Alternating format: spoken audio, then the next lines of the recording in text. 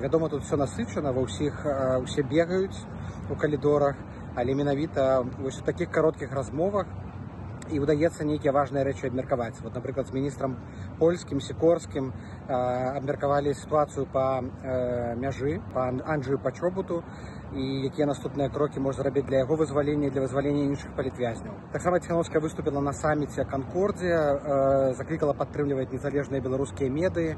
Таксама некалькі краінаў паабяцалі укласціся ў міжнародны гуманітарны фонд падтрымкі рэпрэсаваных. Перасекліся тут у калідорах і з прэзідэнтам Зеленскім, павіталіся са Святланай Ціхановскай яны разам.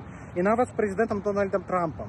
Якраз ён выходзіў сустрэчу, Святлана ішла на сустрэчу ў калідоры, і Святлана Ціхановская сказала яму: «Гаспадар прэзідэнт, дзякую вам за вызваленне беларускіх палітычных вязняў, мы гэта цэнім, дзякуем». І ён таксама падміргнуў, зрэагаваў вельмі пазітыўна. Гэта, вядома, не двухбаковая сустрэча, але ўсё роўна такі кантакт, ён ведае пра Беларусь, і мы бачым, што ён асабіста цікавіцца тэмай, прынамсі тэмай палітвязняў.